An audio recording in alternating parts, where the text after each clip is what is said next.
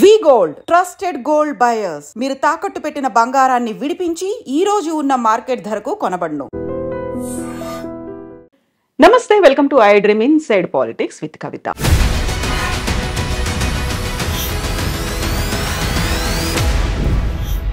నలభై 47వ అధ్యక్షుడిగా డొనాల్డ్ ట్రంప్ బాధ్యతలు స్వీకరించిన తర్వాత ర్యాపిడ్ ఫైర్లో ఆదేశాలు జారీ చేస్తున్నారు. జన్మతః వచ్చే పౌరసత్వాన్ని రద్దు చేశారు. విదేశాలకు చేసే సహాయాన్ని 90 రోజుల పాటు నిలుపు చేశారు.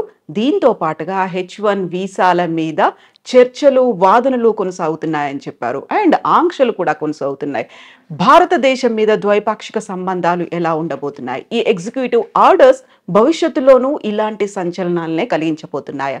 మనతో పాటుగా ఉన్నారు డాక్టర్ జయప్రకాష్ నారాయణ గారు. సార్ నమస్తే. నమస్తే కవిత. సార్, గతంలో మనం మాట్లాడుకున్నాం డొనాల్డ్ ట్రంప్ అధ్యక్షుడిగా రాబోతున్నాడు అని. వచ్చేసారు, రాగానే ర్యాపిడ్ ఫైర్ లో ఆదేశాలు అనేవి, ఈ ఎగ్జిక్యూటివ్ ఆర్డర్స్ అనేవి అసలు పెద్దన్నగా మనం భావిస్తుంటాము అమెరికాని. ఎలా అనిపిస్తున్నాయి సార్ విదేశాల మీద? మనం రెండు విషయాలు ట్రంప్ను గురించి గట్టిగా ఆలోచించాలి. ఒకటి, గత 2-3 రోజులుగా ఆయన పని చూస్తున్నట్టయితే చెప్పిన మాట చాలా మేరకు చేస్తాడు. ఎందుకంటే ఇంకోసారి మళ్ళీ అవకాశం లేదు ఆయనకి. వృద్ధాప్యంలో ఉన్నాడు. తన బ్రాండ్, తన మార్క్ ఉండాలని చెప్పని ఏం చేయబోతున్నాడో ముందే చెప్పాడు. ఎన్నికల్లో ఆయన ఏమీ రహస్యం ఏం లేదు, మంచిగానే చెడు కానీ. ఉదాహరణకి క్యాపిటల్ మీద, అమెరికన్ పార్లమెంట్ మీద దాడి చేసిన వాళ్ళు నిజంగా దేశద్రోహం కొడిగినట్లెక్క. హింసకు పాల్పడ్డారు, కొంతమంది మరణాల కాలకులైనారు. వాళ్ళందరినీ క్షమాపక్ష ప్రసాదిస్తున్నాడు, ఇచ్చాడు. మంచిగానే చెడుగానే ఆయన చెప్పింది సీరియస్గా తీసుకుంటున్నాడు, స్ట్రాంగ్గా చెప్తాడు కూడా. రెండోది, ఇనాగరల్ స్పీచ్లో ఆయన ఒక మనిషిని ఉదహరించాడు. ఆయన విలియం మెకిన్లీ అని, అమెరికా రాష్ట్రపతిగా 1897 నుంచి 2001 దాకా ఉన్నాడు ఆయన. 2001లో సెప్టెంబర్లో ఆయన చంపేశారు. ఈ హత్యకు గురైన రాష్ట్రపతుల్లో ఆయన ఒకడు. ఆయన తర్వాత థియోడోర్ రూజ్వెల్ట్ వచ్చాడు. మెకిన్లీ ఆయన్ని ప్రస్తావించాడు. మెకిన్లీ రెండుకి ప్రధానంగా పేరున్నవాడు. ఒకటి, టారిఫ్లు, ఇతర దేశాల నుంచి దిగుమతుల్ని తగ్గించడం, దాని మీద ఈ టారిఫ్లు పెట్టడం. రెండు, దేశ విస్తరణ కాంక్ష. అమెరికా చివరిసారిగా విస్తరణ చేసింది మెకిన్లీ సమయంలో. స్పానిష్ వార్ అని చెప్పని 1898లో ఆ వార్లో గెలిచిన తర్వాత ఈవేళ ప్యూర్టోరికో ఆ రకంగా స్పెయిన్ నుంచి వచ్చింది. ఈవేళ క్యూబాని విడుదల చేశారు. అమెరికానే దానికి మోక్షం కలిగించి స్వతంత్ర దేశంగా చేసింది. అట్లాగే ఆయన కాలంలోనే ఈ హవాయి రాష్ట్రం అది అమెరికాలో కలిపేసుకున్నారు. ఫిలిప్పీన్స్ స్పానిష్ వార్లో స్పానిష్ కాలనీ, అది అమెరికా చేతుల్లోకి వచ్చిన తర్వాత స్వతంత్ర దేశంగా అయింది. కాబట్టి ఆయన పెనామాకెనాల గురించి కానీ మరోదాన్ని గురించి కానీ మాట్లాడుతుంటే చాలా సీరియస్గా తీసుకోవాలి. ఎందుకంటే ఆ మెకిన్లీ ప్రభావం ఏమైందని ఆయన స్పష్టంగా చెప్తున్నాడు. మూడోది, ట్రంప్లో ఏమిటంటే ట్రాన్సాక్షనల్ మ్యాన్. పెద్ద సిద్ధాంతాలు అలాంటివి ఏమి పెద్దగా ఉండవు ఆయనకి. ఆ సందర్భాన్ని బట్టి ఏది లాభం అనుకుంటే తన దేశానికి, తాను నమ్మిన లక్ష్యాలకి, దానికి ఆయన సిద్ధం. అప్పటికప్పుడు నిర్ణయాలు. డీల్ మేకింగ్ ఆయన ఎప్పుడు కూడా గర్వంగా చెప్తుంటాడు, నేను డీల్స్ బాగా చేస్తాను, ఒప్పందం చేసుకుంటాను, వాడికి కావాల్సింది ఇస్తాను, నాకు కావాల్సింది తీసుకుంటానని చెప్పని. కాబట్టి ఉడుపుగా ఆయనతో ఫైట్ చేయాలి. అంతే తప్ప సిద్ధాంతం ప్రకారం ట్రంప్తో ఫైట్ చేస్తే సిద్ధాంతం ఆయనకు లేనప్పుడు ఉపయోగం లేదు. అంచేత ఈ 4 ఏళ్ల కాలం ప్రపంచం అంతా కూడా ఆ ప్రభుత్వం, అక్కడ ప్రజల మనస్తత్వాన్ని గుర్తించి, ముఖ్యంగా భారతదేశం లాంటి దేశం చాలా లాఘవంగా మన ప్రజలను కాపాడుకుంటూనే మరి అవతల వాళ్ళ ఎక్కడ గట్టిగా ఉన్నారో గమనించి మన అవసరం మేరకు ఇచ్చిపుచ్చుకునే ధోరణి ఉండాలి. సో ఇప్పుడు జన్మతః వచ్చే పౌరసత్వాన్ని రద్దు చేశాము అన్న తర్వాత అక్కడున్న వాళ్ళకి లాభమా, మనకి నష్టం జరుగుతుందా? ఎలా ఉంది సార్ పరిస్థితి అనేది? మొట్టమొదటిది, ఇది రాజ్యాంగ రీత్యా సాధ్యం కాదు. అమెరికన్ రాజ్యాంగంలోనే అమెరికా గడ్డ మీద పుట్టిన వాళ్ళకి పుట్టుకతో పౌరసత్వం వస్తుందని చెప్పి రాసుకున్నారు. పుట్టుకతో పౌరసత్వం వస్తే అతను తీసేయడానికి లేదు ఆ పౌరసత్వాన్ని. రెండోది, పుట్టుకతో పౌరసత్వం ఉన్న వాళ్ళకి కొన్ని పదవులకు అర్హులు. ఉదాహరణకు అమెరికన్ రాష్ట్రపతి, ఉపరాష్ట్రపతి లాంటి వాళ్ళు పుట్టుకతో పౌరసత్వం ఉన్న వాళ్ళు మాత్రమే అర్హులు. మిగతా పౌరులు, ఇతర దేశాల నుంచి పోయిన వాళ్ళు పౌరులుగా ఉంటే అర్హులు కాదు. అలా పెట్టుకున్నారు వాళ్ళు. కాబట్టి అది సాధ్యం కాదు.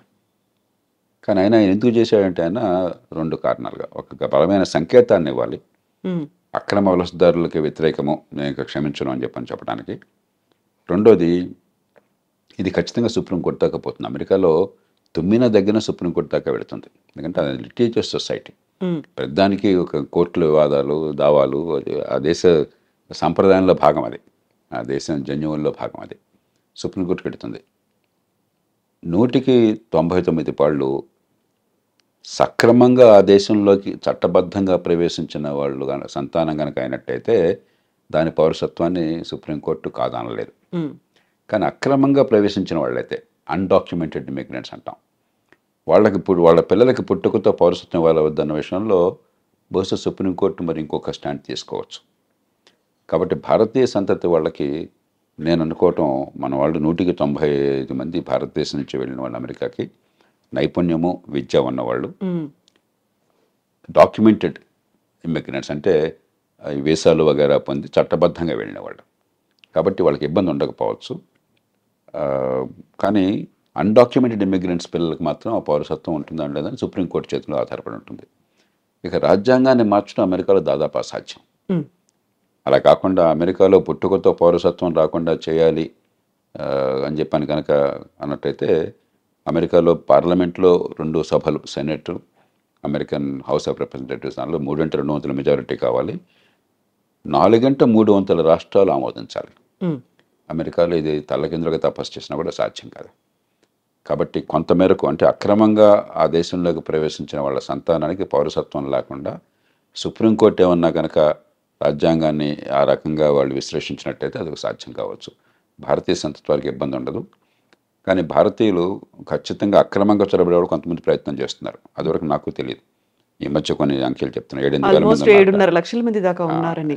అది దాన్ని మనం ప్రోత్సహించకూడదు. అలాంటి వాళ్ళకి ఇబ్బంది కలిగితే దానికి మనం బాధ కూడా పడకూడదు. ఎందుకంటే మన దేశ బ్రాండ్ పోతుంది. ఇక్కడ చదువుకున్న వాళ్ళు, నైపుణ్యం ఉన్నవాళ్ళు పద్ధతి ప్రకారం వస్తున్నారు, ఆ దేశానికి మంచి చేస్తున్నారని చెప్పిన భావం ఒక బ్రాండ్ ఉన్నది. అలా కాకుండా మనం కూడా ఇతర దేశాలలాగా అక్రమంగా చొరబడుతున్నారు, దక్షిణంలో సరిహద్దు నుంచో లేకపోతే కెనడా నుంచో ఇల్లీగల్గా వెళుతున్నారు, ఇక్కడ సరిపడిపోతున్నారని చెప్పిన భావం ఉంటే మన దేశానికి నష్టం, కొంతమందికి లాభం కలగచ్చు. కాబట్టి దానికి మనం చింతించాల్సిన అవసరం లేదు. వాళ్ళ పట్ల కఠినంగా వ్యవహరించినట్టయితే అమెరికాలో దానికి మనం చింతించాల్సిన అవసరం లేదు. ఇప్పుడు కెనడా, మెక్సికో మీద దిగుమతి సుంకాలు విపరీతంగా పెంచారు. ఆల్మోస్ట్ 25% ఉన్నాయి అనుకున్నప్పుడే విదేశాలతో సత్సంబంధాలు ఎలా ఉంటాయి, ద్వైపాక్షిక ఒప్పందాలు ఎలా ఉంటాయి అనేది కూడా కీలకంగా అయింది కదా సార్. ఆయన తీరు ఏమిటంటే ఎక్కడైనా బావగానే వంగతోట దగ్గర బావగాదు. కాబట్టి నువ్వు కెనడానా, మెక్సికోనా, యూరప్పా, ఇండియానా నాకు అనవసరం, నాకు లాభం ఏంటి, నా నుంచి నువ్వు పొందుతున్నావు నాకు రావట్లేదు అనుకుంటే వెంటనే ఆయన ఎదురు తిరుగుతాడు. కెనడా, మెక్సికోలు తీసుకుంటే ఉదాహరణకి మంచి ఉద్దేశంతో అమెరికా ఏం చేస్తున్నారు, north American free trade agreement అని చెప్పని బిల్ క్లింటన్ కాలంలో నాఫ్తా అంటారు. దాంతో ఏమైందంటే కెనడా నుంచి కానీ మెక్సికో నుంచి కానీ దిగుమతులు అమెరికాకి, లేకపోతే అమెరికా నుంచి ఆ దేశాలకు ఎగుమతులు ఏమీ సుంకాలు లేకుండా, ఏ రకమైన అడ్డంకులు లేకుండా వచ్చే ఏర్పాటు జరిగింది. దాంతో ఏమైంది, అమెరికాలో కొంచెం ఖర్చు ఎక్కువ, తలసరి ఆదాయం ఎక్కువ కాబట్టి, లేబర్ కాస్ట్ చాలా ఎక్కువ కాబట్టి ఆ కాస్ట్ ఆఫ్ ప్రొడక్షన్ తగ్గించడం కోసం అమెరికన్ వ్యాపారవేత్తలు చాలామంది కెనడాలో పెద్ద ఎత్తున పరిశ్రమలు పెట్టారు.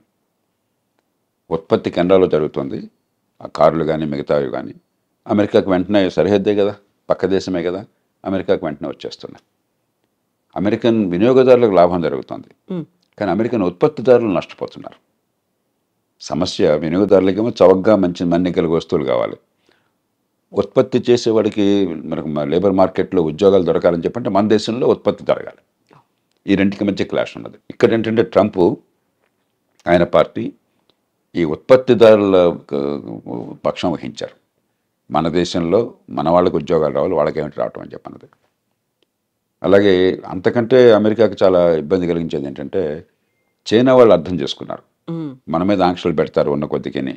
ఎందుకంటే అదివరకు జపాన్ చాలా అమెరికా భావించేవాళ్ళు. రొనాల్డ్ రేగన్ కాలంలో జపాన్ అన్ని ఎగుమతి చేస్తుంది, మనం పెద్దగా ఎగుమతి చేయలేకపోతున్నాం, వాళ్ళకి మన దేశం మొత్తం వాళ్ళ వశమైపోతుంది, మన డబ్బంతా వాళ్ళ చేతుల్లో చేరుతుందనే భావం బలంగా ఉండేది. ఇప్పుడు చైనా మీద అలాంటి భావం ఉన్నది.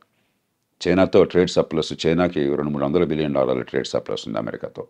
కాబట్టి డాలర్లన్నీ కొన్ని ట్రిలియన్ల డాలర్లు చైనాలో పోగొడుతున్నాయి. మరి మనం వదిలేస్తే పూర్వం జపాన్ వాళ్ళు అమెరికాలో పెద్ద కంపెనీలు కొన్నట్టుగా చైనా వాళ్ళు కూడా అమెరికా ఆర్థిక వ్యవస్థను సొంతం చేసుకుంటారు. కాబట్టి అది జరగకూడదు అని చెప్పని ఆంక్షలు పెడుతుంటే చైనా వాళ్ళు ఏం చేస్తున్నారు తెలివిగాను, మెక్సికోలో ఫ్యాక్టరీలు పెట్టారు. మెక్సికో సంతోషంగా ఆహ్వానిస్తుంది, ఏ దేశాన్ని విదేశీ పెట్టుబడులను ఆహ్వానిస్తుంది. మనం కూడా ఎవరైనా పెట్టుబడులు పెడతామంటే మనం సంతోషంగా రమ్మని చెప్పంటాం మన దేశంలోకి. కాబట్టి చైనా వస్తువులు చైనా నుంచి రాకుండా మెక్సికో నుంచి వస్తున్నాయి. ఈ 2 కారణాలుగా ఆయన గట్టిగా విరుచుపడుతున్నాడు. మూడో దానికి కోపం ఏమిటంటే దానికి కొంత ఆధారాలు కూడా ఉన్నాయి. అమెరికా ఇవాళ ప్రపంచంలో మాదక ద్రవ్యాలు ఈ డ్రగ్స్కి ప్రపంచ క్యాపిటల్ అయిపోయింది. డిమాండ్ అక్కడ విపరీతంగా ఉన్నది. కొన్ని కోట్ల రూపాయలు ఖర్చు పెట్టడానికి సిద్ధంగా ఉన్నారు అక్కడ జనం కొనటం కోసం చెప్పని. మత్తుకి అలవాటు పడ్డ వాళ్ళు చాలామంది ఉన్నారు, బానిసలు అయిపోయినారు. అవన్నీ ఎక్కడి నుంచి వస్తున్నాయి? వాళ్ళకి సముద్రం నుంచి రావడం చాలా కష్టం, భూభాగం నుంచి మెక్సికో నుంచి వస్తున్నాయి. ఎప్పుడైతే దీనిలో కొన్ని కోట్ల డాలర్ల లాభం ఉన్నదో కార్టెల్స్, బలమైన సంఘటిత నేరస్తులు, గతంలో మాఫియాలు అనేవాళ్ళం, ఈ మాఫియాలు డ్రగ్ కార్టెల్స్ అంటాం, వాళ్ళు వందల బిలియన్ల డాలర్ల డబ్బులు చేసుకుంటున్నారు. అంత డబ్బులు ఉన్నాయి కాబట్టి విపరీతమైనటువంటి హింస, నేరాలు, మామూలు నేరాలు కాదు, ఎదురొస్తే వాడిని సఫా చేయటమే, అంత దారుణంగా ఉండదు. కాబట్టి వాళ్ళని అరికట్టాలని చెప్పన్నా కూడా దక్షిణ బార్డర్, ముఖ్యంగా మెక్సికో బార్డర్తో ఒకటి ఇమ్మిగ్రెంట్స్ రాకుండా ఆపాలి, రెండు ఇది డ్రగ్స్ రాకుండా ఆపాలి. అందుకనే ఆయన డ్రగ్ కార్టెల్స్ని టెర్రరిస్టులుగా ప్రకటించాడు. అప్పుడు అమెరికన్ చట్టం కింద చాలా అధికారాలు వస్తాయి రాష్ట్రపతికి. అవసరమైతే మెక్సికోలోకి తన సైన్యాన్ని పంపించి దాడులు చేసి వాళ్ళని చంపే హక్కు కూడా వస్తుంది అన్నమాట. అంచేత మెక్సికో విషయం ప్రత్యేకం. కానీ మొత్తం మీద ఖచ్చితంగా ఆయన చైనా మీద కానీ, చివరికి వీలుంటే అవసరమైతే మన మీద కానీ ఆయన అవసరమైతే టారిఫ్లు పెడతాడు. ఎందుకంటే మనతో ఉదాహరణకి పెద్ద చైనా లాగా కాకపోయినా మనకు కూడా 15-20 బిలియన్, 20-25 బిలియన్ డాలర్లు, 30 బిలియన్ డాలర్లు మనకి సర్ప్లస్ ఉన్నది. అమెరికా ఒక్కటే పెద్ద దేశం, భారతదేశం ట్రేడ్ సర్ప్లస్ ఉన్న దేశం అమెరికా ఒక్కటే పెద్ద దేశాల్లో, 35 బిలియన్ డాలర్లు.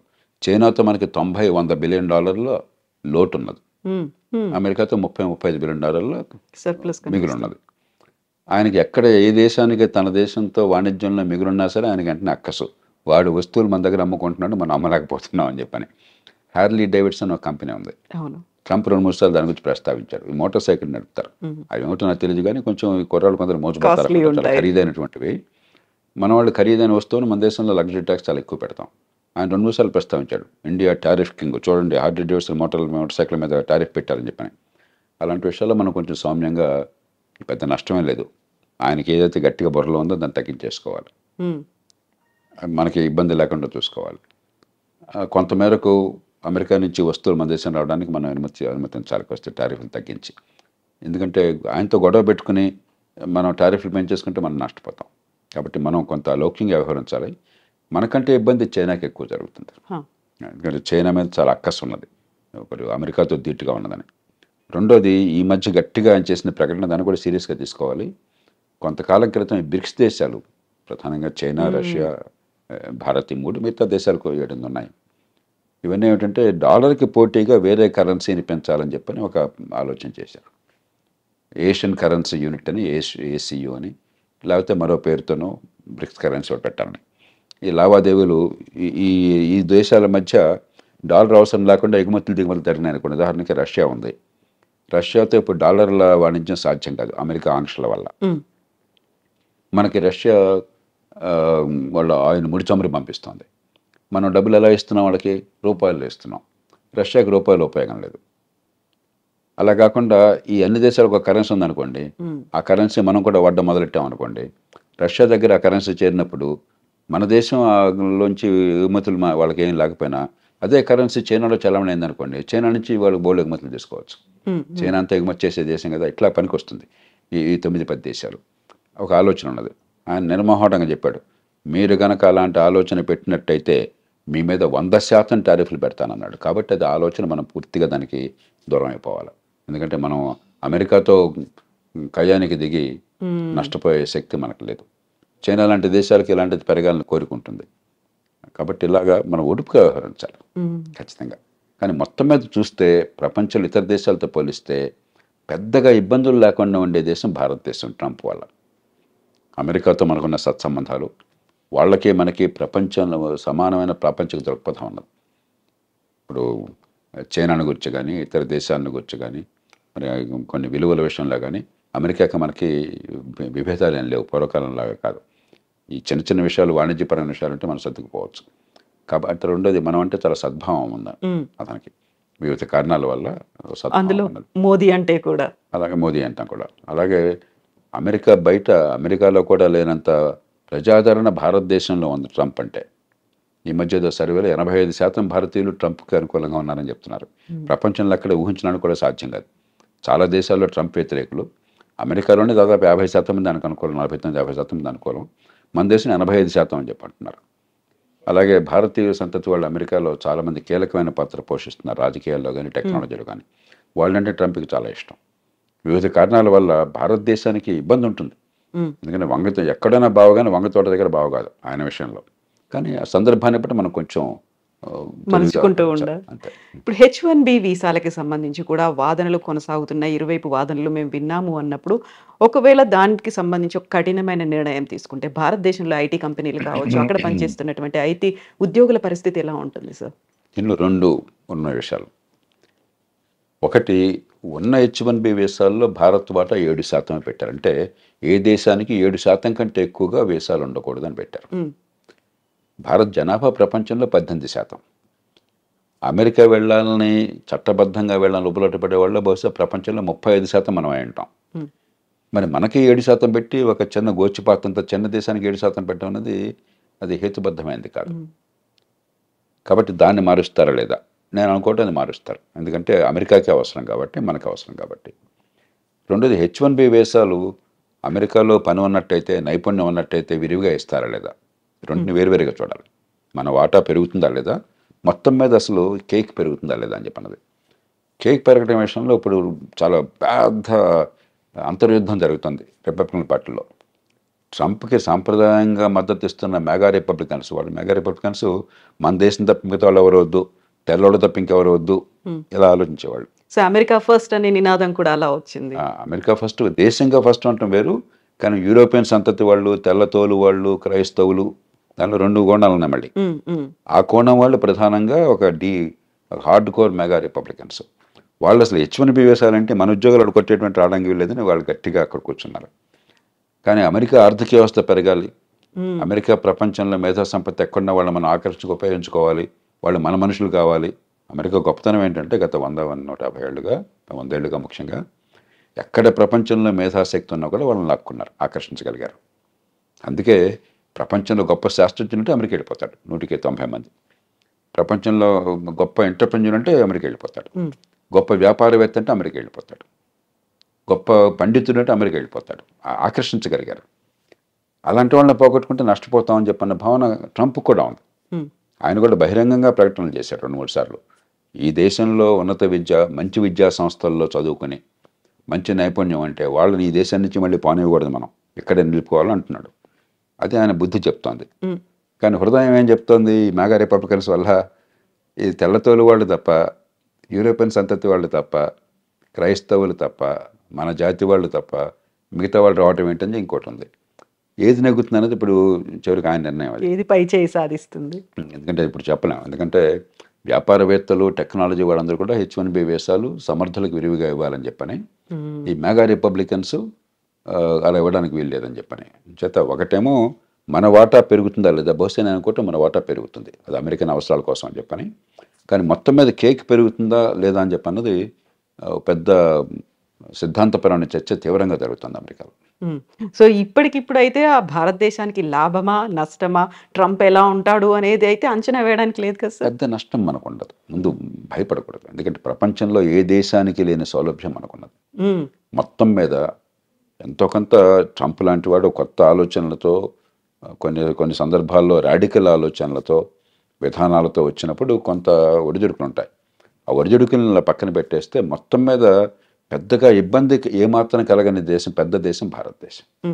కాబట్టి మనం దాన్ని ఎలా ఉపయోగించుకొని ఆలోచించాలి, కానీ అయ్యో కంపెనీకి పోతుందన్న భయాందోళనకు గురవలసిన అవసరం లేదు.